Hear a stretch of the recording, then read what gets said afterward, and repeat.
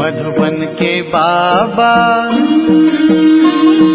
मधुबन के बाबा मुरली वाले, आपका क्या कहना,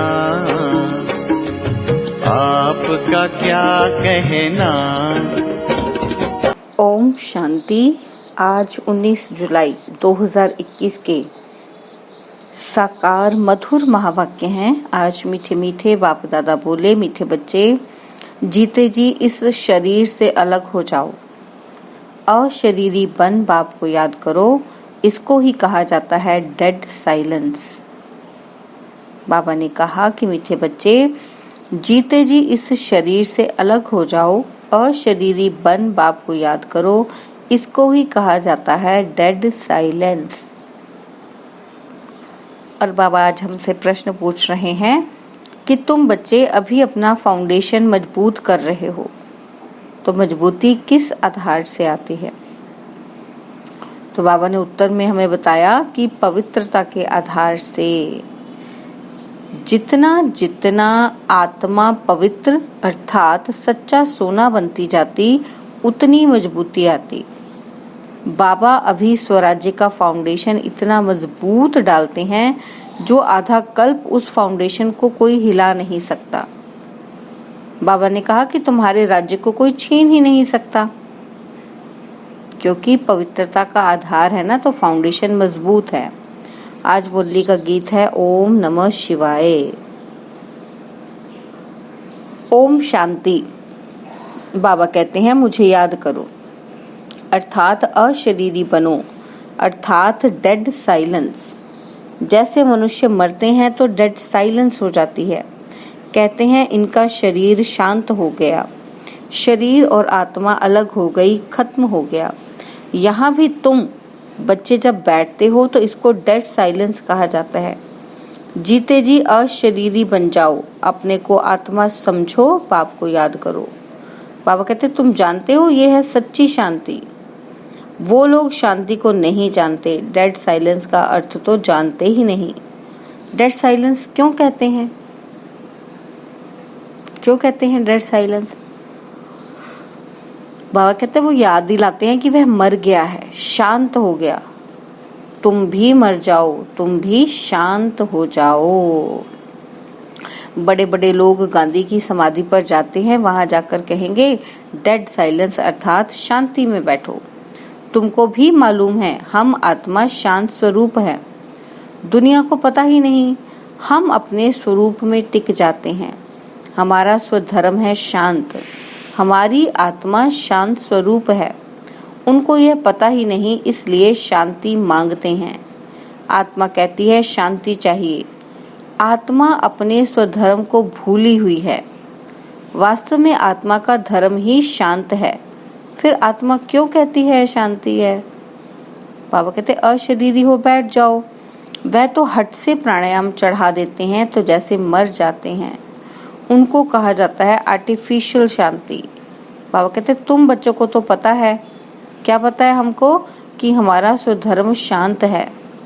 बाबा कहते तुम आत्मा स्वराज्य ले रही हो, आत्मा ही सब कुछ बनती है। आत्मा बैरिस्टर बनती है। आत्मा कहती है हमको राज्य चाहिए। आगे भी राज्य लिया था बाप से और अब फिर लेने आए हैं। मनुष्य देह अभिमान में है तो दुख में है। बाबा कहते अभी तुम समझते हो कि हम आत्मा हैं, अपने परमपिता परमात्मा से स्वराज्य लेने आए हैं। तुम आत्मा को राजाई चाहिए। इस समय आत्मा स्वराज्य मांगती है। किससे मांगती है?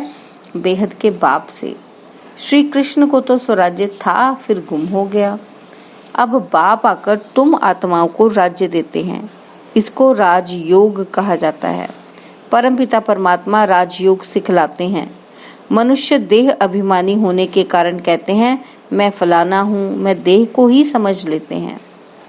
बाबा कहते वास्तव में मैं आत्मा करती है। आत्मा कहती है मैं यह चीज उठाता हूँ। फीमेल कहेगी मैं उठाती हूँ। वास्तव में आत्मा तो मेल है। मैं आत्मा बाप का बच्चा हूँ। आत्मा कहती है बाबा हम आपसे स्वराज्य ले रहे हैं। आत्मा को स्वराज्य देते हैं परमात्मा। भक्ति और ज्ञान में देखो कितना फर्क है। शिव का मंदिर भी होता है, सबसे जास्ती घंटे भी शिव के मंदिर में बजते हैं। पापा कहते हैं उनको जगाते हैं, जगाते तो सबको हैं। सवेरे सवेरे बैंड बाजे बजते हैं। यहाँ बाप बच्चों को जगाकर देवता बनाते हैं। घंटे आदि बजाने की कोई बात ही नहीं। बाप कहते हैं तुमको स्वराज्य चाहिए तो पहले पवित्र बनो। एम ऑब्जेक्ट बुद्धि में रहती है। स्टूडेंट्स कहेंगे हम ये मैट्रिक पास करेंगे और फिर करेंगे। सन्यासी चाहेंगे हमको शांति मिले। एक कहानी भी है ना, रानी के गले में हार पड़ा था और ढूंढती थी बाहर। तो बाबा कहते तो वह भी शांति को बाहर ढूंढते हैं। कौन? सन्यासी। परंतु आत्मा तो स्वयं शांत स्वरूप है। आत्मा अपने स्वधर्म को भूल अपने को शरीर समझ बैठी है। बाप फिर स्मृति दिलाते हैं कि तुम आत्मा हो, तुम आत्मा ने 84 जन्म भोगे हैं। यह बातें दूसरा कोई समझा ना सके। बाप कहते हैं तुम अपने जन्मों को नहीं जानते हो, मैं बताता हूँ। तुम हो ब्रह्मा कुमार कुमारियाँ। बाबा ने समझाया है कि सिवाय पवित्रता के ज्ञान की धारणा हो नहीं सकती। ज्ञान को धारण करना है तो पवित्र बनना ही पड़ेगा। बाबा कहते बिना पवित्रता के ज्ञान को धारण नहीं कर सकते। कहते हैं ना, शेरनी के दूध के लिए सोने का बर्तन चाहिए, तो इसमें भी सोने का बर्तन चाहिए। आत्मा बाप को याद करने से सोना बन जाती है। बाप भी सच्चा सोना है। आत्मा बाप को याद करती है तो ज्ञान आ जाता है। तुम सच्चा सोना पवित्र थे। यह ज्ञान का असर किसको होता नहीं। बाबा कहते कि हम पवित्र थे, ये किसी को समझ में नहीं आता, किसी को मानते ही नहीं है, क्योंकि भूल गए हैं। बाप कहते हैं मैं तुम आत्मा को स्वराज्य देता हूँ। यह स्वराज्य मिलेगा कब मिलेगा? जब पुरानी सृष्टि का अंत और नई सृष्टि की आदि हो गई। मनुष्यों को हद की राजाई है। बेहद की राजाई मनुष्यों को कभी मिलती नहीं। विश्व का मालिक बन ना सके। बाबा कहते तुम बनते हो बाप द्वारा। भगवान बाप को ही तुम्हारे 84 जन्मों का मालूम है। देवताएं अपने जन्मों को जान नहीं सकते। अगर जान जाएं तो दुखी हो जाएं। क्या सीढ़ी उतरते जाएंगे? बाबा कहते अगर ये जान लिया तो वो दुखी हो जाएंगे। लो हम तो फिर सीढ़ी उतरेंगे, राजाई का सुख ही गुम हो जाए। बाबा कहते यहाँ तुमको पता है। क्या पता है हमको? कि जानते हैं हम आत्मा हैं, इसमें संशय की बात नहीं। 1-2 से सुनकर वृद्धि होती जाती है। यह दैवी धर्म का झाड़ स्थापन हो रहा है। बाबा कहते तुम समझ सकते हो, यह हमारे ब्राह्मण कुल का आया हुआ है। इसने पूरी भक्ति की है, फिर बाप से वर्षा लेने आया है। ज्ञान पूरा होता है, फिर भक्ति शुरू होती है। बाबा कहते ये किसी को पता ही नहीं है। मकान भी नया और पुराना होता है ना। कच्चे मकानों की आयु जरूर कम होगी। आजकल मकान बहुत पक्के बनाते हैं। भल अर्थक्वेक आदि हो तो भी मकान गिरे नहीं, नुकसान ना हो, बहुत मजबूत बनाते हैं। फाउंडेशन जास्ती पक्का बनाते हैं। बाबा कहते अब फाउंडेशन पड़ रहा है स्वराज्य का। आत्मा को 21 जन्म के लिए राज्य मिलते हैं, जहाँ की राजाई तो कुछ है नहीं। आज राजाई है, कल किसी ने चढ़ाई की, खलास। बाबा कहते फाउंडेशन कोई का है नहीं। मनुष्य का भी फाउंडेशन नहीं है। आज हैं कल मर जाएं। बाबा कहते अभी तुम्हारा फाउंडेशन बाबा पक्का डाल देते हैं। जो 21 जन्म तुम राज्य भाग्य पाते हो, तुम्हारी राजाई का पक्का फाउंडेशन पड़ता है। तुमको कोई भी धरती का तूफान हिला ना सके। गीता में भी कहते हैं ना, बाबा हमको स्वराज्य देते हैं जिसको कोई ले ना सके, गिरा ना सके। ऐसी बादशाही देते हैं जो जरा भी दुख की बात नहीं रहती। बाबा कहते आत्मा को कितनी खुशी होनी चाहिए। निश्चय तो है ना। बाबा कहते निश्चय नहीं है तो वो स्वर्ग में चलने लायक नहीं। इतने ढेर ब्रह्मा कुमार कुमारियां वृद्धि को पाते रहते हैं। बाबा कहते कि तुम जानते हो ज्ञान सागर पतित पावन हमको पढ़ाकर राजयोग सिखा रहे हैं। वह फिर कह देते हैं कि कृष्ण ने सिखाया। बाबा कहते ये कैसे समझें कि शिव ने मनुष्य तन में आकर सिखाया। भारत ही पवित्र था, अब अपवित्र पतित है। देवताओं के आगे जाकर उन्हों की महिमा गाते हैं, शिव के आगे कभी ऐसा नहीं गाएंगे कि तुम सर्वगुण संपन्न 16 कला संपूर्ण हो। बाबा कहते और देवी देवताओं के आगे ये जाके महिमा गाते हैं, लेकिन शिव के आगे कभी भी नहीं कहते। शिव की महिमा अलग है, वह ज्ञान का सागर, पतित पावन, सर्व का सदगति करने वाला, सर्व की झोली भरने वाला भोलानाथ है। ऐसे बाप को सब भूले हुए हैं। परमपिता परमात्मा को बुलाते हैं कि आकर दुख हरो, सुख दो। सुख करता दुख हरता तो एक ही है, उनकी ही श्रेष्ठ मत है, वह है ही श्री श्री भगवान की मत, जिससे तुम बच्चे भी श्रेष्ठ बनते हो। गवर्नमेंट भी कहती है कि भ्रष्टाचारी दुनिया है, अब श्रेष्ठ कौन बनाए पता ही नहीं पड़ता है। समझते हैं साधु लोग बनाएंगे। बाबा कहते परंतु वह तो श्रेष्ठ बना नहीं सकते, यह तो बाप का काम ही है। पहले एक राजा के हुक्म पर चलते थे, सत्युग में तुमको वजीर आदि कोई भी नहीं है, बादशाह में भी ताकत रहती है। बाबा कहते वजीर का नाम गाया ही नहीं जाता। तुम समझते हो हमने विश्व का मालिक बन राज्य चलाया था, ऐसे ही जाकर चलाना है जैसे चलाया था।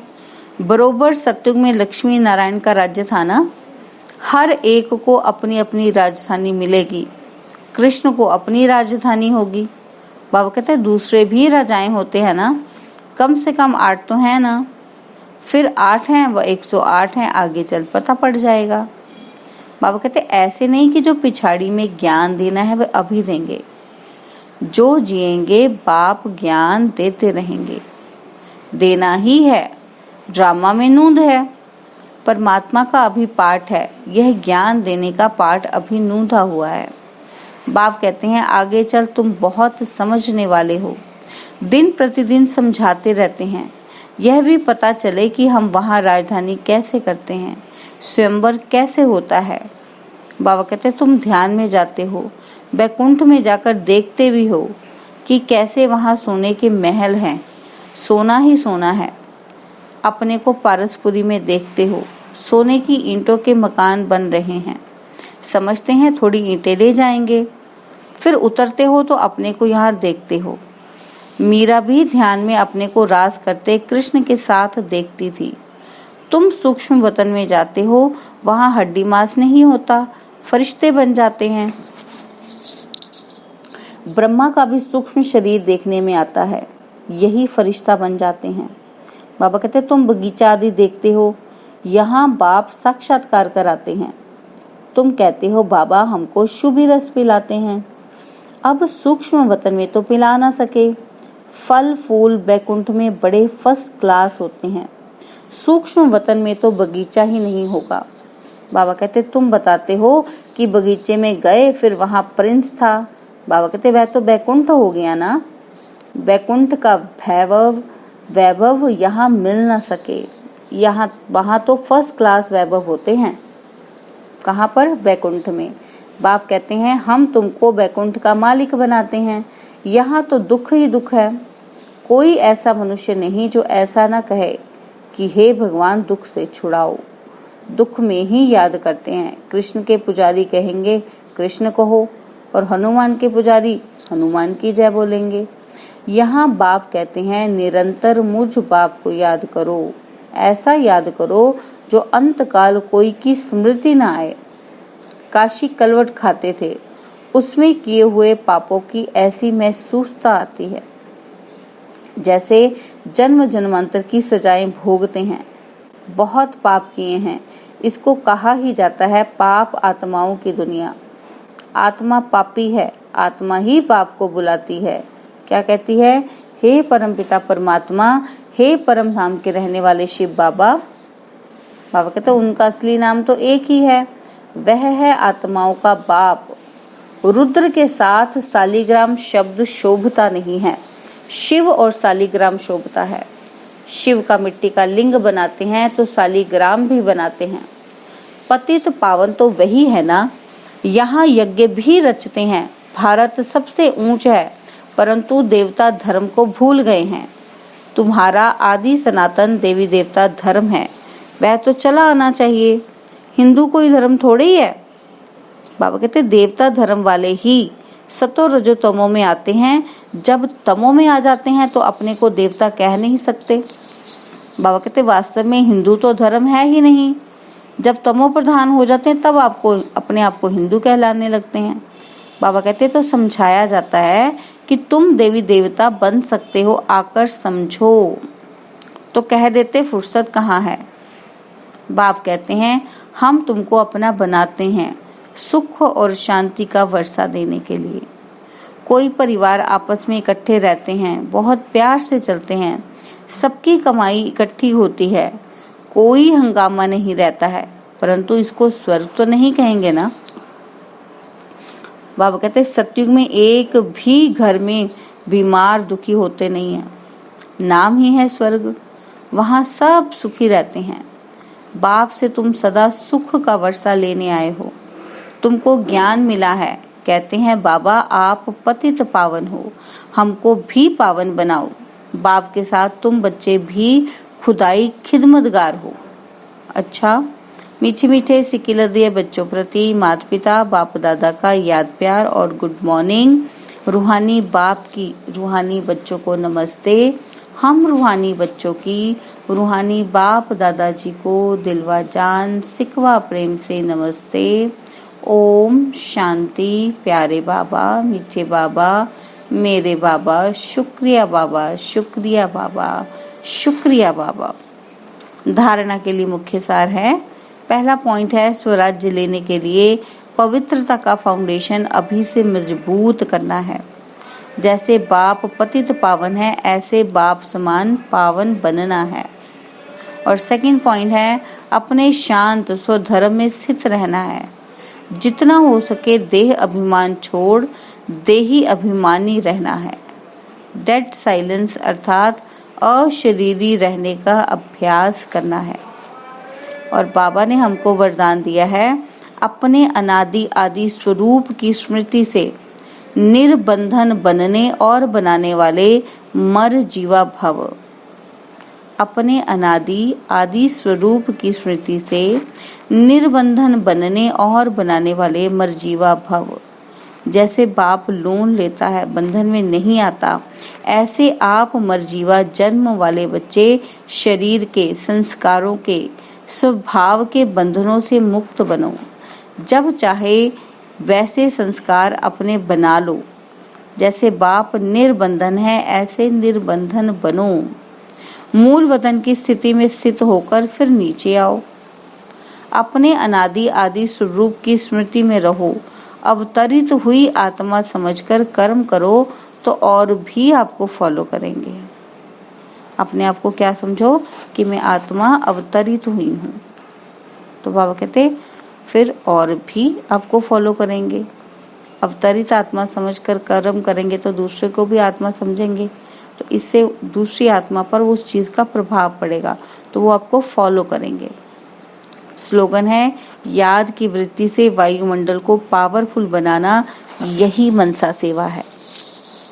याद की वृत्ति से वायुमंडल को पावरफुल बनाना, यही मनसा सेवा है। ओम शांति।